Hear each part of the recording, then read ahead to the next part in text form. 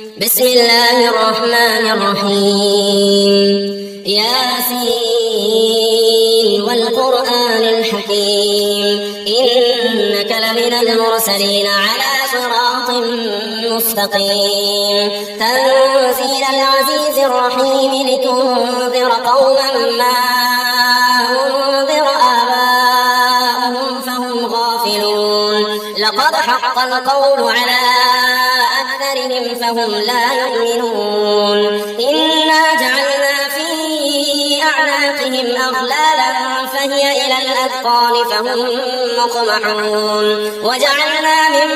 بين أيديهم سدا ومن خلفهم سدا فأغشيناهم فهم لا يبصرون وسواء عليهم أأنذرتهم أم لم تنذرهم لا يؤمنون إنما تنذر من اتبع الذكر وخشي الرحمن بالغيب فبشره بمغفرة وأجر كريم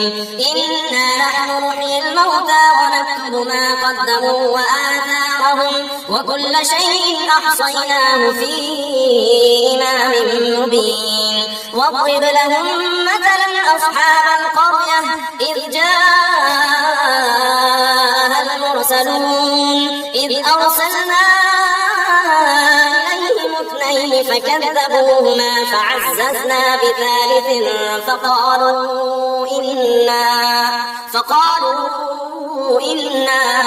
إليكم مرسلون قالوا ما أنتم إلا بشر مثلنا وما أنزل الرحمن من شيء إن أنتم إلا تكذبون قالوا ربنا يعلم إنا إليكم لمرسلون وما علينا إلا البلاغ المبين قالوا إنا تطيرنا بكم لئن لم تنتهوا لنرجمنكم وليمسنكم منا عذاب أليم قالوا طائركم معكم أئن ذكرتم بل أنتم قوم مسرفون وجاء من أقصى المدينة رجل يسعى قال يا قوم اتبعوا المرسلين اتبعوا من لا يسألكم أجرا وهم مهتدون وما لي لا أعبد الذي فطرني وإليه ترجعون أأتخذ من دونه آلهة إن يردني الرحمن بضر لا تغني عني شفاعتهم شيئا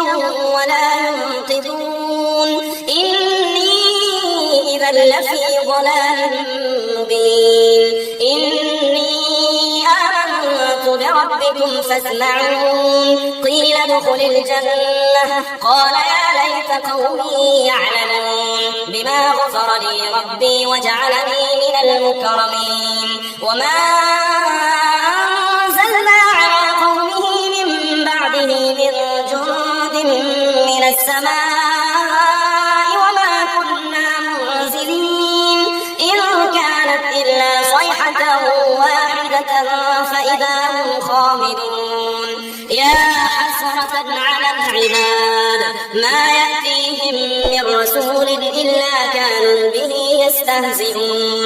ألم يروا كم أهلكنا قبلهم من القرون أنهم إليهم لا يرجعون وإن كل لما جميع لدينا محضرون وآية لهم الأرض الميتة أحييناها وأخرجنا منها حبا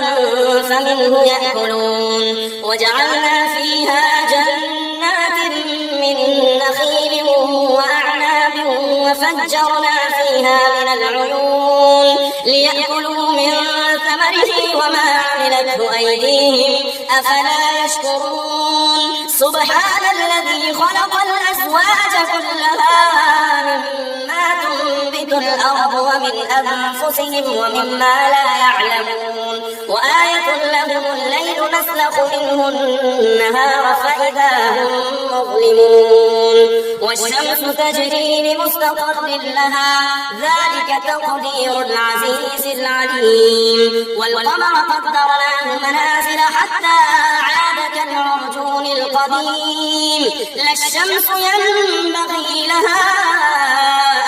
أن تدرك القمر ولا الليل سابق النهار وكل في فلك يسبحون وآية لهم أنا حملنا ذريتهم في الفلك المشحون وخلقنا لهم من مثله ما يركبون وإن نشأ نغرقهم فلا صريخ لهم ولا هم ينقذون إلا رحمة منا ومتاعا إلى حين وإذا قيل لهم اتقوا ما بين أيديكم وما خلفكم لعلكم ترحمون وما تأتيهم من آية من آيات ربهم إلا كانوا عنها معرضين وإذا قيل لهم أنفقوا مما رزقكم الله قال الذين كفروا للذين آمنوا أنطعم من لو يشاء الله أطعمه إن أنتم إلا في ضلال مبين ويقولون متى هذا الوعد إن كنتم صادقين ما ينظرون إلا صيحة واحدة تأخذهم وهم يخصمون فلا يستطيعون توصية ولا إلى أهلهم يرجعون ونفخ في الصور فإذا هم من الأجداث إلى ربهم ينسلون قالوا يا ويلنا من بعثنا من مرقدنا هذا ما وعد الرحمن وصدق المرسلون إن كانت إلا صيحة واحدة فإذا هم جميع لدينا محضرون فاليوم لا تظلم نفس شيئا ولا تجزون إلا ما كنتم تعملون إن أصحاب الجنة اليوم في شغل فاكهون هم وأزواجهم في ظلال على الأرائك متكئون لهم فيها فاكهة ولهم ما يدعون سلام قولا من رب رحيم وامتازوا اليوم أيها المجرمون ألم أعهد إليكم يا بني آدم ألا تعبدوا الشيطان إنه لكم عدو مبين وأن اعبدوني هذا صراط مستقيم ولقد أضل منكم جبلا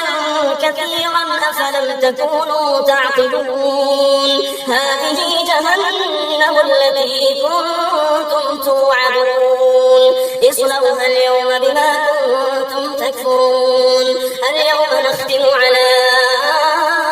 أفواههم وتكلمنا أيديهم وتشهد أرجلهم بما كانوا يكسبون ولو نشاء لطمسنا على أعينهم فاستبقوا الصراط فأنا يبصرون ولو نشاء لمسخناهم على مكانتهم فما استطاعوا مضيا ولا يرجعون ومن نعمره ننكسه في الخلق أفلا يعقلون وما علمناه الشعر وما ينبغي له إن هو إلا ذكر وقرآن مبين لينذر من كان حيا ويحق القول على الكافرين أولم يروا أنا خلقنا لهم مما عملت أيدينا أنعاما فهم لها مالكون وذللناها لهم فمنها ركوبهم ومنها يأكلون ولهم فيها منافع ومشارب أفلا يشكرون واتخذوا من دون الله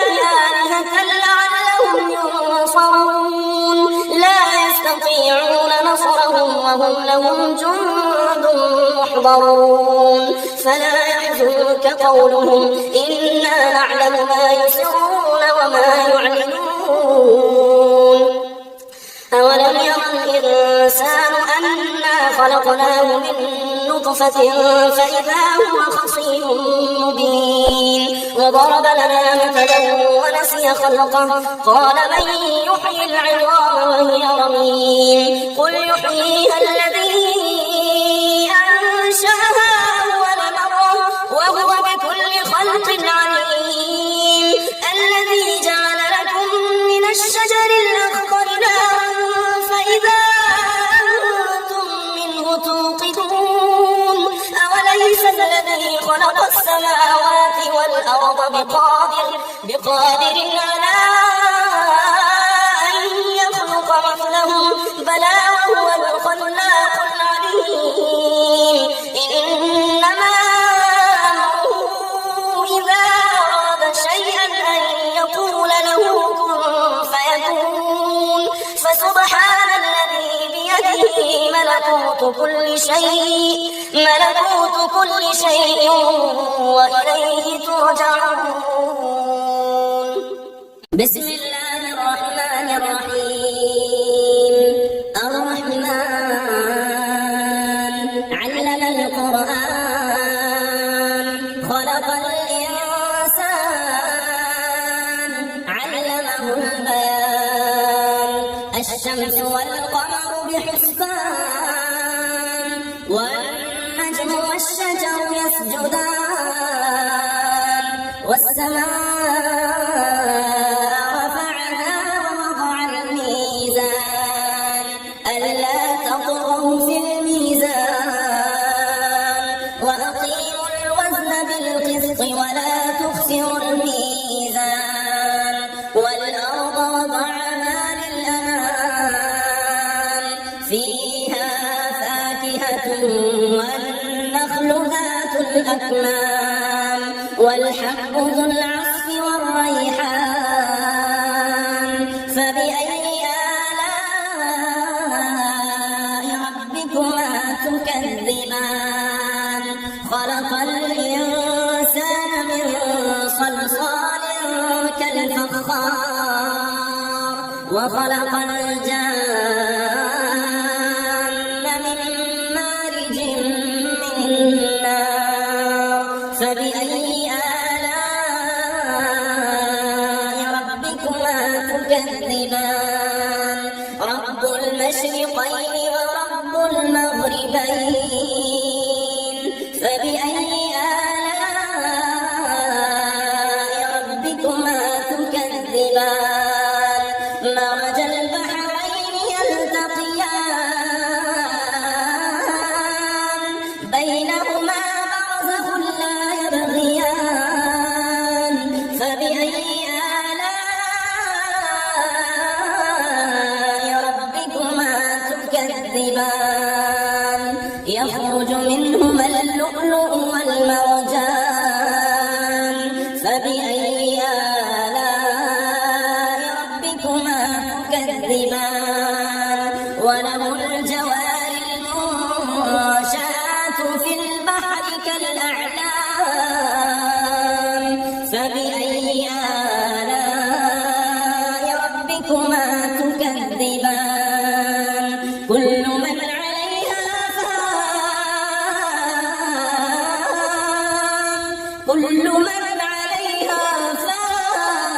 فان ويبقى وجه ربك ذو الجلال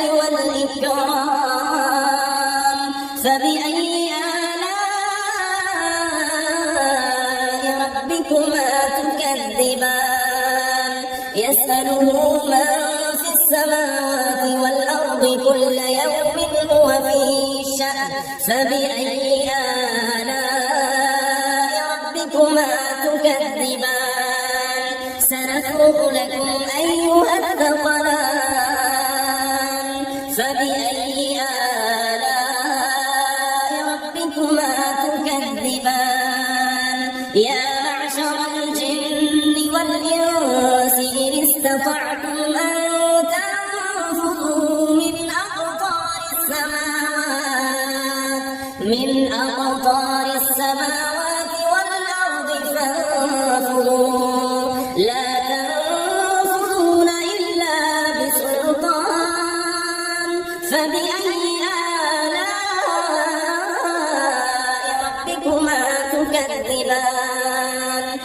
يرسل عليكما شواظ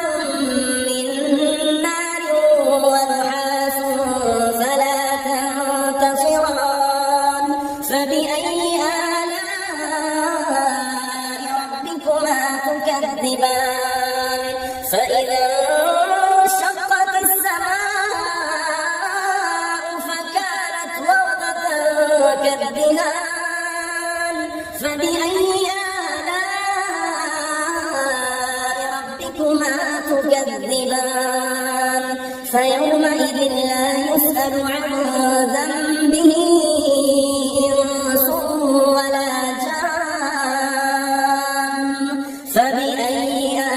آلاء ربكما تكذبان يعرف المجرمون بسيماهم فيؤخذ بالنواصي والأقدام فبأي آلاء ربكما تكذبان هذه جهنم التي يكذب بها المجرمون يطوفون بينها وبين حميم آن فبأي آلاء ربكما تكذبان ولمن خاف مقام ربه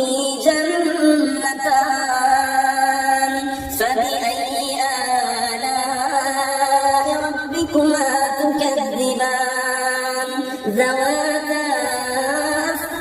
أفنان فبأي آلاء ربكما تكذبان فيهما عينان تجريان فبأي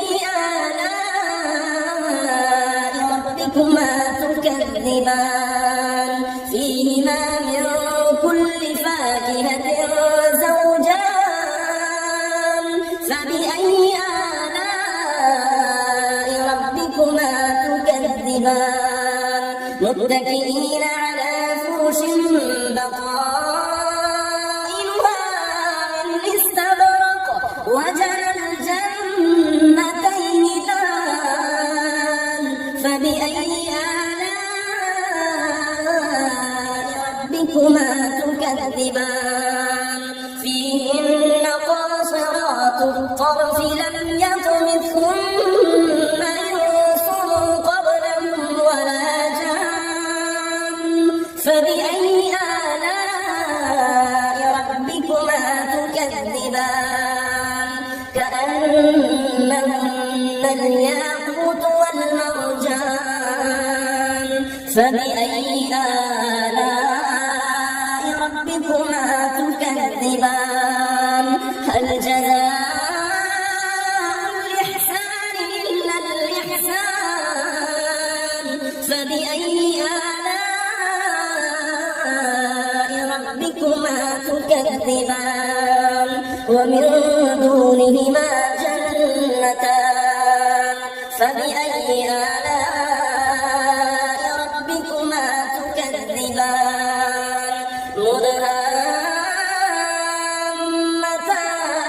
مدهامتان فبأي آلاء ربكما تكذبان فيهما عينان نضاختان فبأي آلاء ربكما تكذبان فيهما فاكهة ونخل ورمان فبأي آلاء ربكما تكذبان فيهن خيرات حسان فبأي آلاء ربكما تكذبان حور مقصورات في الخيام فبأي آلاء ربكما تكذبان لم يطمثهن إنس قبلهم ولا جان فبأي آلاء ربكما تكذبان متكئين على رفرف خضر وعبقري حسان فبأي آلاء ربكما تكذبان تبارك اسم ربك ذي الجلال والإكرام. بسم الله الرحمن الرحيم. إذا وقعت الواقعة ليس لوقعتها كاذبة خافضة رافعة إذا رجت الأرض رجا وبست الجبال بسا فكانت هباء منبثا وكنتم أزواجا ثلاثة فأصحاب الميمنة ما أصحاب الميمنة وأصحاب المشأمة ما أصحاب المشأمة والسابقون السابقون أولئك المقربون في جنات النعيم ثلة من الأولين وقليل من الآخرين على سرر موضونة متكئين عليها متقابلين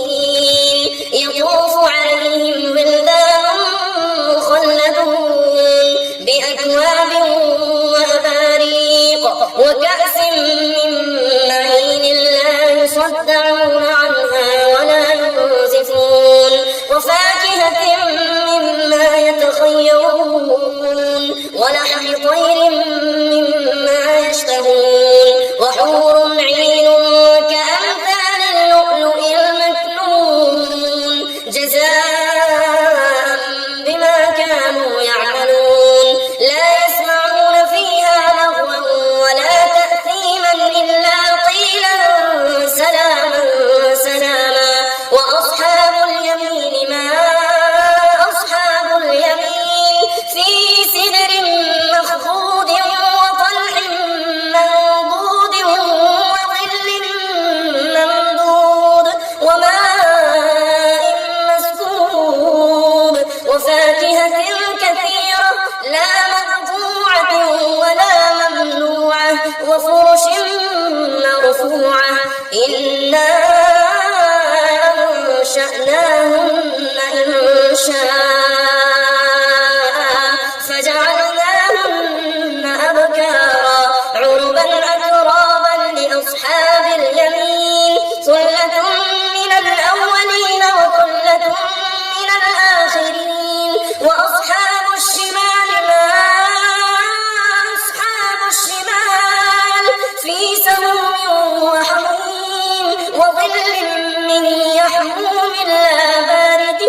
ولا كريم إنهم كانوا قبل ذلك مترفين وكانوا يصرون على الحنث العظيم وكانوا يقولون أئذا متنا وكنا ترابا وعظاما أئنا لمبعوثون أو آباؤنا الأولون قل إن الأولين والآخرين لمجموعون إلى ميقات يوم معلوم ثم إنكم أيها الضالون المكذبون لآكلون من شجر من زقوم فمالئون منها البطون فشاربون عليه من الحميم فشاربون شرب الهيم هذا نزلهم يوم الدين نحن خلقناكم فلولا تصدقون أفرأيتم ما تمنون أأنتم تخلقونه أم نحن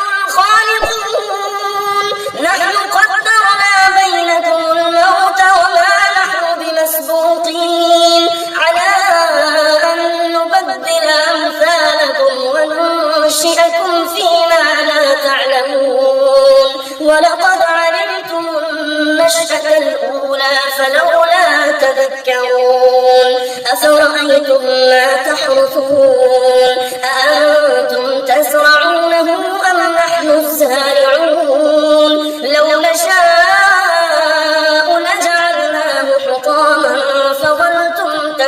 يسمعون إنا لمغرمون بل نحن محرومون أفرأيتم الماء الذي تشربون أأنتم أنزلتموه من المزن أم نحن المنزلون لو نشاء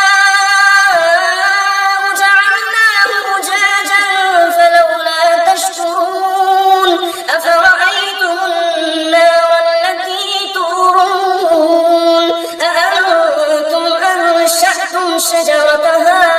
أم نحن المنشئون نحن جعلناها تذكرة ومتاعا للمقوين فسبح باسم ربك العظيم فلا أقسم بمواقع النجوم وإنه لقسم لو تعلمون عظيم إنه لقرآن كريم في كتاب مكنون لا يمسه إلا المطهرون تنزيل من رب العالمين أفبهذا الحديث أنتم مدهنون وتجعلون رزقكم أنكم تكذبون فلولا إذا بلغت الحلقوم وأنتم حينئذ تنظرون ونحن أقرب إليه منكم ولكن لا تبصرون فلولا إن كنتم غير مدينين ترجعونها إن كنتم صادقين فأما إن كان من المقربين فروح وريحان وجنة نعيم وأما إن كان من أصحاب اليمين فسلام لك من أصحاب اليمين وأما إن كان من المكذبين الضالين فنزل من حميم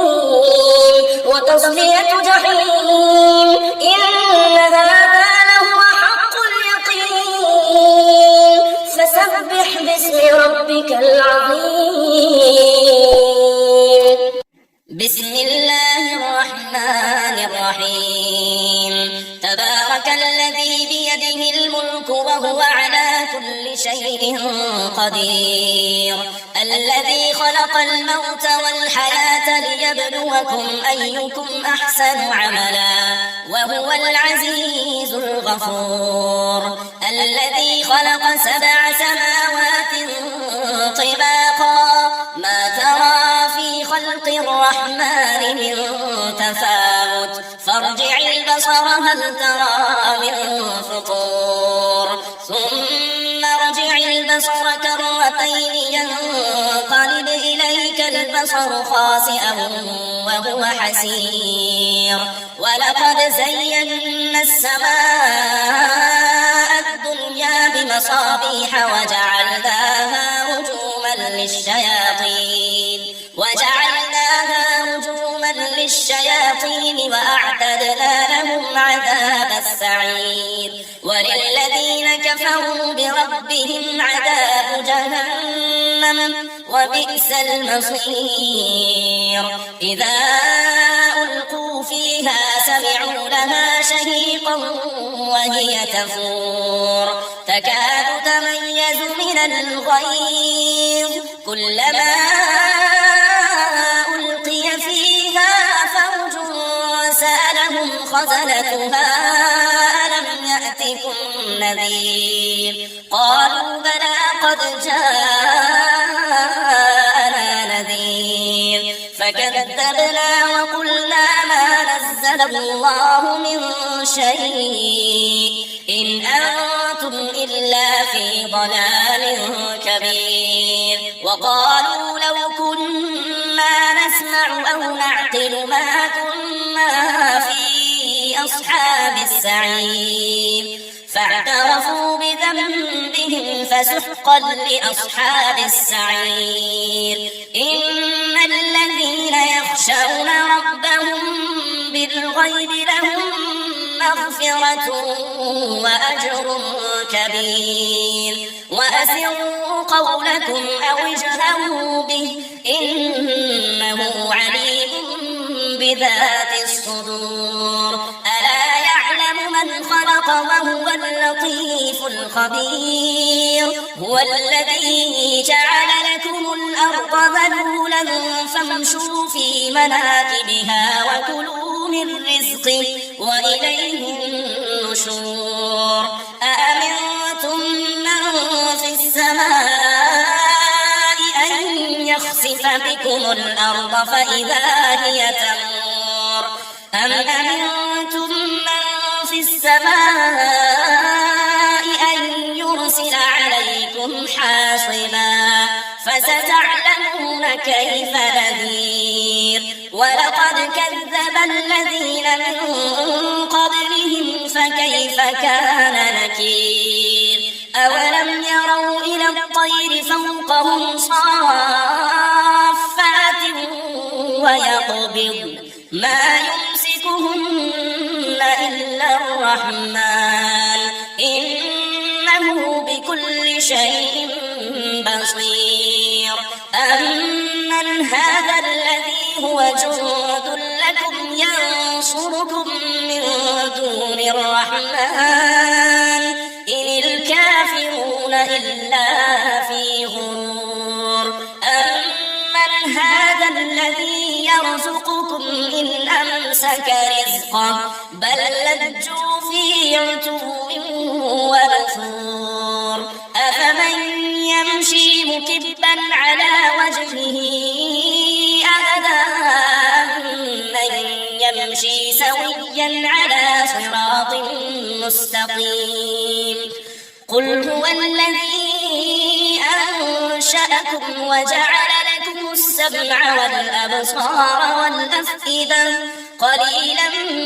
ما تشكرون قل هو الذي ذرأكم في الأرض وإليه تحشرون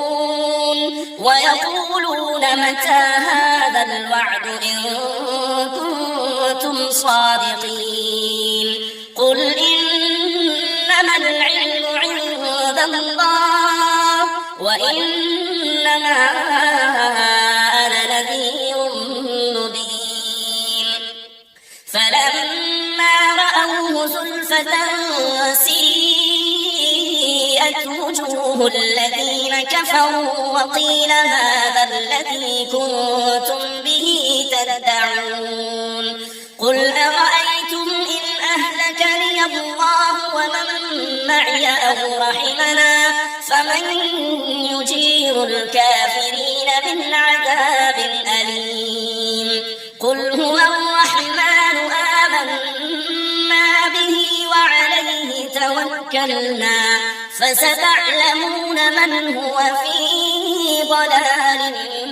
مبين قل أرأيتم إن أصبح ماؤكم غورا فمن يأتيكم بماء